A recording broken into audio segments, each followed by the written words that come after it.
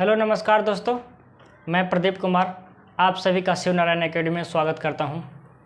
दोस्तों, आज हम लोग फंडामेंटल राइट का पार्ट 3 पढ़ने जा रहे हैं। यदि आपने पिछले 2 वीडियो नहीं देखा है तो इस वीडियो के डिस्क्रिप्शन में लिंक दिया हुआ है, आप जाकर वहां से उस वीडियो को देख सकते हैं। तो आज हम लोग पढ़ेंगे स्वतंत्रता का अधिकार, right to freedom. Right to freedom हमारे कॉन्स्टिट्यूशन का पार्ट 3 का आर्टिकल 19 to 22 है, 19 से 22 तक है। 19 से 22 तक है। उसमें आर्टिकल 19 में जो दिया गया है वो क्या है? अभिव्यक्ति की स्वतंत्रता, राइट टू एक्सप्रेशन। ठीक है, राइट टू एक्सप्रेशन दिया गया है। उससे पहले हम एक छोटा सा आपको और बताते हैं। आप देखिए ये क्या है।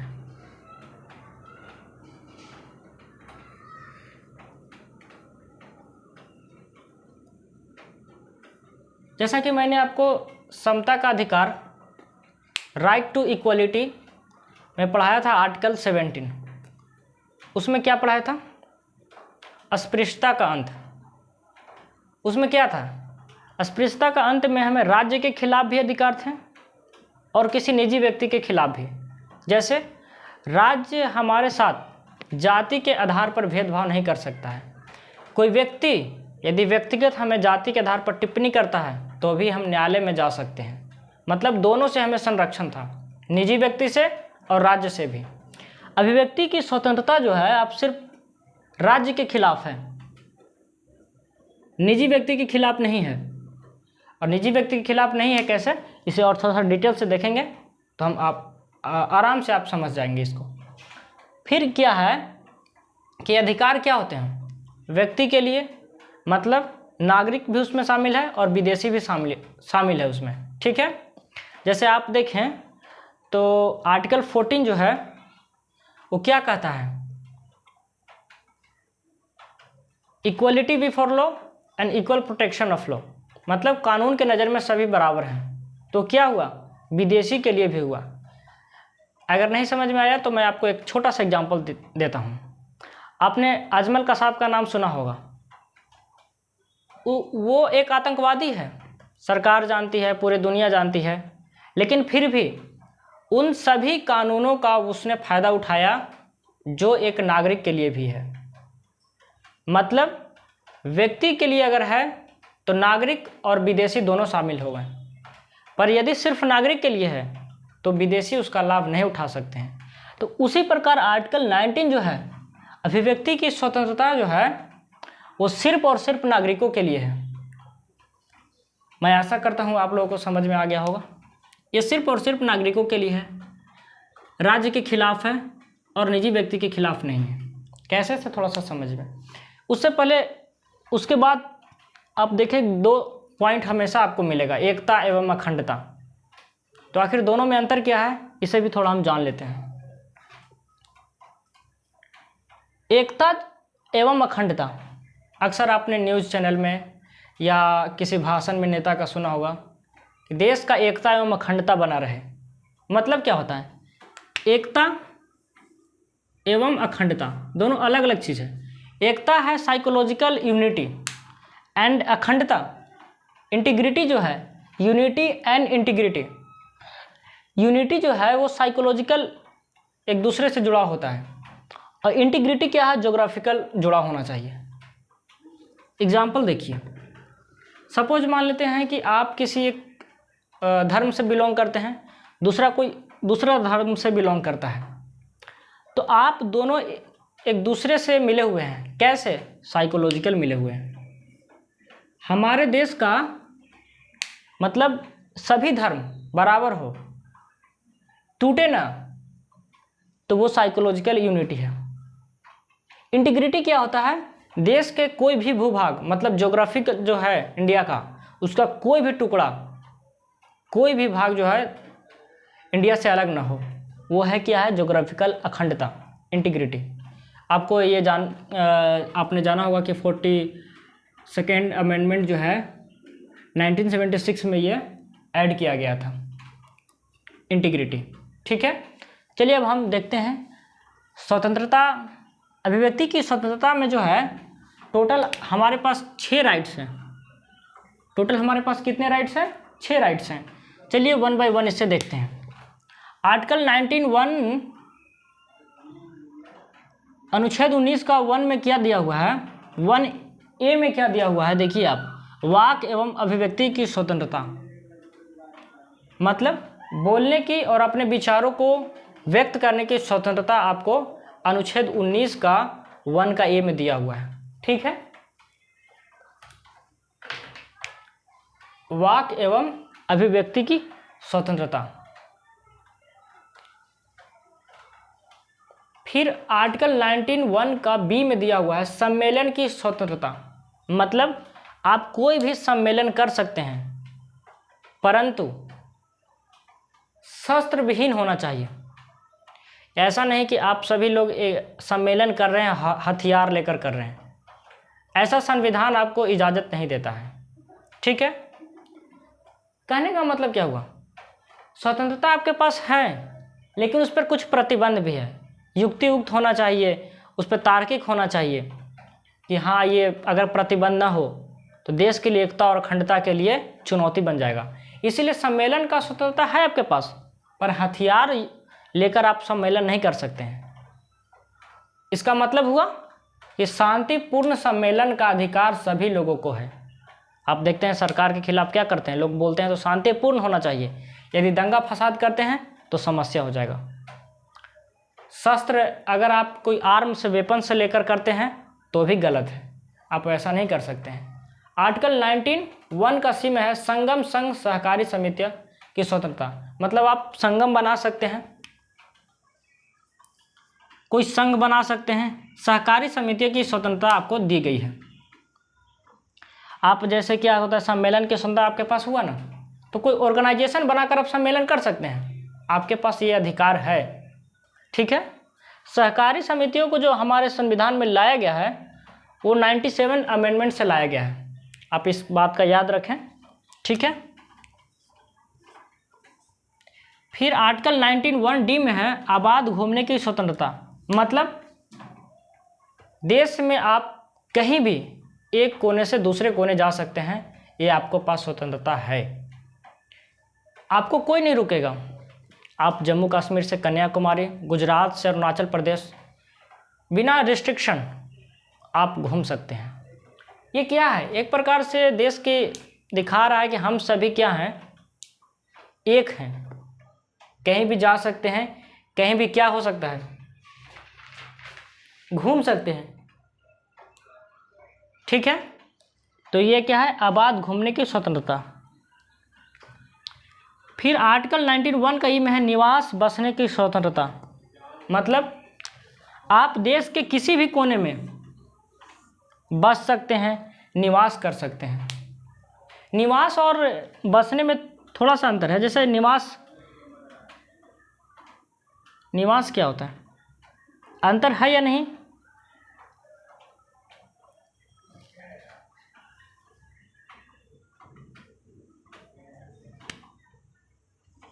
छोटी सी अंतर है। निवास का मतलब हुआ कि आप कहीं रह रहे हैं, परमानेंट नहीं हो सकता, लेकिन बसने में एक परमानेंट हो जाता है। तो आप क्या है कि अब अभी आप मुंबई में रह रहे हैं, कल गुजरात में भी जाकर रह सकते हैं, निवास कर सकते हैं, वहाँ पे बस सकते हैं, ये आपके पास स्वतंत्रता है। आर्टिकल 19 का 1 का F में क्या है? संपत्ति का अधिकार। आप देखें कि पहले हमारे पास क्या था, संविधान में संपत्ति का अधिकार था 19(1) का F में, लेकिन अब इसे ख़त्म कर दिया गया है, थोड़ी देर बाद में देखेंगे हम। 19(1) का G में क्या है? व्यापार एवं आजीविका व्यवसाय की स्वतंत्रता। आप व्यापार कर सकते हैं, आप क्या है, फ्री हैं, व्यापार कर सकते हैं अपने आजीविका के लिए। पर याद रहे, व्यापार वही होगा जो सरकार आपको क्या करती है, अनुमति देती है। जैसे मैं आपको एग्जांपल बताता हूँ, आप बिहार में अभी शराब का व्यापार नहीं कर सकते हैं। क्यों? क्योंकि बिहार में शराबबंदी है, आप यदि ऐसा करते हैं तो जेल चले जाएंगे। तो सरकार जिस चीज़ का इजाज़त देती है, जो कानून के नज़र में सही है उसी का आप व्यापार कर सकते हैं। तो व्यापार करने की स्वतंत्रता है। आजीविका यापन के लिए आप कोई भी व्यापार कर सकते हैं, पर कानून के नज़र में वो सही होना चाहिए। ठीक है।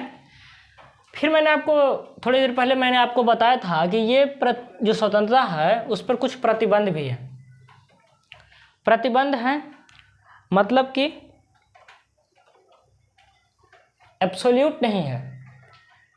कुछ अधिकार देखेंगे तो आपको एब्सोल्यूट लगेगा, है भी, और कुछ अधिकार जो है एब्सोल्यूट नहीं है। जैसे अब मैं आपको बताता हूँ आर्टिकल 17, अस्पृश्यता का अंत जो एब्सोल्यूट है, पर आर्टिकल 19 जो है एब्सोल्यूट नहीं है। देखिए कैसे, वाक एवं अभिव्यक्ति की स्वतंत्रता है, लेकिन उसमें है सरकार क्या है 8 आधारों पर प्रतिबंध लगा सकती है। 8 आधारों पर क्या है प्रतिबंध लगा सकती है। कौन कौन से वो आधार हैं? संप्रभुता, अखंडता, राज्य की सुरक्षा, विदेशों से संबंध, लोक व्यवस्था हो, शिष्टाचार, सदाचार, न्यायालय की अवमानना, मानहानि, अपराध की प्रेरणा। अब हम इसे 1 बाय 1 देखते हैं। आर्टिकल 19(1) के बी में सम्मेलन की स्वतंत्रता आपके पास है, सम्मेलन की स्वतंत्रता है, लेकिन राष्ट्र की एकता एवं अखंडता या कानून व्यवस्था, मतलब क्या हुआ, आप कोई भी ऐसा सम्मेलन नहीं कर सकते हैं जो राष्ट्र की एकता और अखंडता के लिए चुनौती बन जा सकता है। ऐसा नहीं कि आप सम्मेलन करके भारत के खिलाफ ही कोई एक योजना बनाए, भारत के तोड़ने, यूनिटी एंड इंटीग्रिटी। मैंने आपको बताया ना यूनिटी एंड इंटीग्रिटी कितना आवश्यक है, हर जगह आपको ये शब्द मिलेगा, आप इसे याद कर लें। तो आप कोई भी सम्मेलन, कोई भी ऐसा सम्मेलन नहीं कर सकते हैं। सम्मेलन का अधिकार 19(1) का बी में आपके पास है, पर कोई भी ऐसा सम्मेलन नहीं कर सकते हैं जो राष्ट्र की एकता एवं अखंडता या कानून व्यवस्था के लिए चुनौती हो जाए। आप एक सम्मेलन कर रहे हैं, पर वो सम्मेलन क्या है, देश के खिलाफ है, यूनिटी एंड इंटीग्रिटी के खिलाफ है, एकता एवं अखंडता के खिलाफ है, तो ऐसा सरकार क्या है उस पर प्रतिबंध लगा सकती है।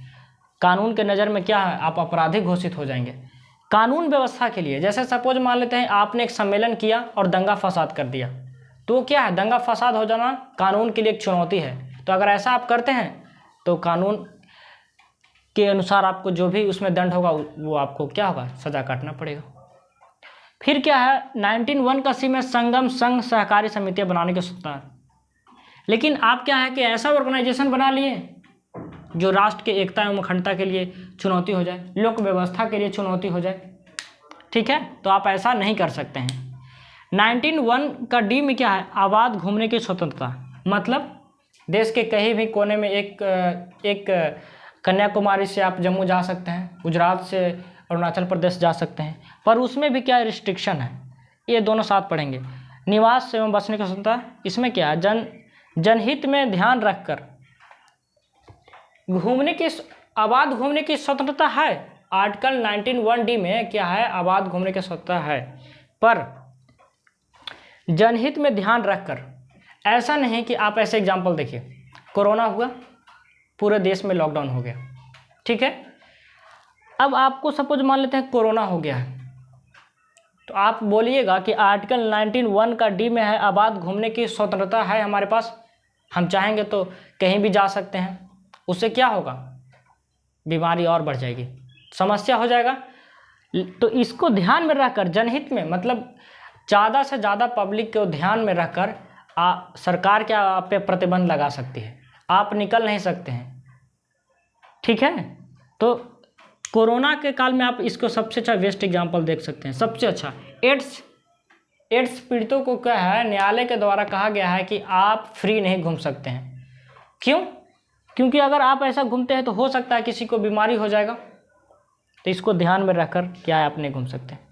फिर मैंने आपको बताया था बसने की स्वतंत्रता, निवास आपको समझ में आ गया हो कि निवास क्या, यहाँ पे क्या हुआ, कहीं भी आप घूमने वाला। आबाद घूमने की स्वतंत्रता मैंने आपको बता दिया। निवास की स्वतंत्रता मैं आपको बताता हूँ। जैसे शेड्यूल ट्राइब्स जो एरिया होते हैं उसमें कोई भी व्यक्ति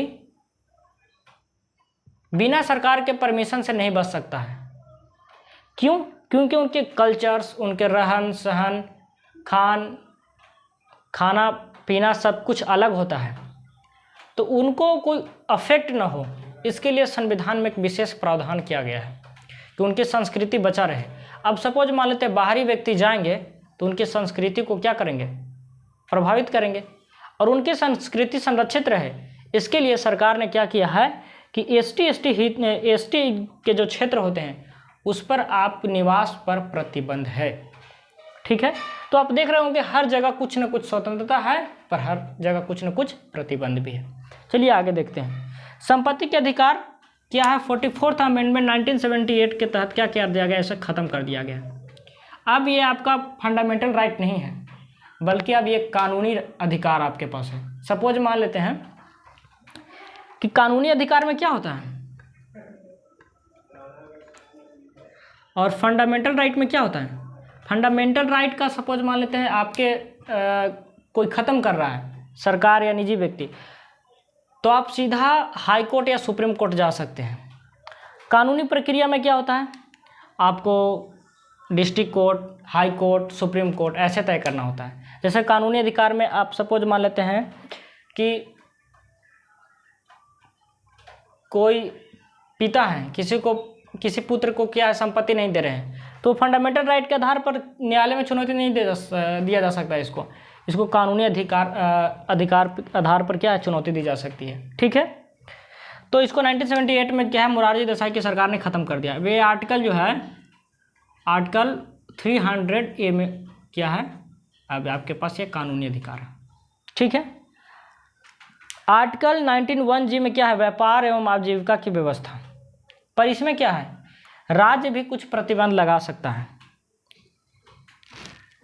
व्यापार करने के लिए कुछ हो सकता है कि सरकार डिग्री मांगे, है कि नहीं। व्यापार करना है, आजीविका के लिए सपोज मान कि आप डॉक्टर हैं, तो डॉक्टरी आप करना है तो आपके पास डॉक्टर की डिग्री होनी चाहिए। ठीक है, तो कुछ योग्यताएं सरकार क्या करती है, निर्धारित करती है। राज्य के पक्ष में किसी व्यवसाय पर एकाधिकार कर सकती है, मतलब सरकार क्या कर सकती है, सभी व्यक्ति के लिए सपोज मान लेते हैं कि बिहार में क्या है ना, एकाधिकार ऐसे समझते हैं, बिहार में सभी लोग शराब, अब तो शराबबंदी है, लेकिन पहले लोग शराब बना सकते हैं। सरकार क्या की नहीं, सभी लोग शराब नहीं बना सकते हैं, अब सिर्फ शराब क्या है, सरकार बनाएगी। तो सरकार किसी भी व्यवसाय पर एकाधिकार अपना कर सकते हैं। एकाधिकार का मतलब क्या होता है, एक व्यक्ति के पास सिर्फ रहेगा अधिकार इस व्यवसाय को संचालित करने का। ठीक है, तो एकाधिकार सरकार कर सकती है। व्यवसाय की स्वतंत्रता आपके पास आर्टिकल 19(1) में है, लेकिन सरकार क्या कर सकती है, एकाधिकार कर सकती है। ठीक है, एक चीज़ आप देखते होंगे, देशद्रोह हमेशा चर्चा में रहता है। आप इसे थोड़ा समझ लें कि आखिर देशद्रोह होता क्या है। अभिव्यक्ति की स्वतंत्रता एवं देशद्रोह।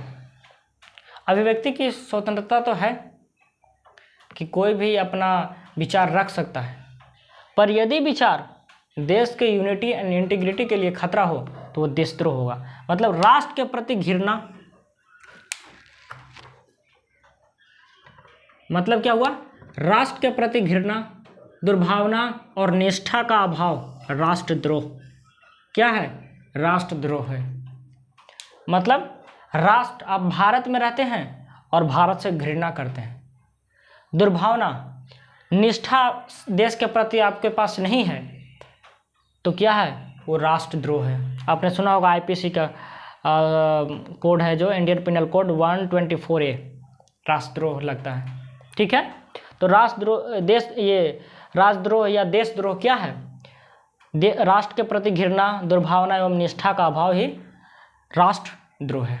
ठीक है, फिर आप देखें कि कुछ स्वतंत्रताएं आप खुद से सोचें कि आखिर स्वतंत्रता, अभिव्यक्ति की स्वतंत्रता में क्या, अभिव्यक्ति की स्वतंत्रता में प्रेस की स्वतंत्रता आ सकता है कि नहीं, आ सकता है और है भी, क्योंकि विचारों का व्यक्त करने का माध्यम सिर्फ बोल कर नहीं हो सकता है, लिख कर भी हो सकता है, कोई कार्टून बनाकर भी हो सकता है, कोई फिल्म बनाकर भी हो सकता है। तो फिल्म बना रहा है तो अभिव्यक्ति के स्वतंत्रता के अधिकार अंतर्गत वो आएगा।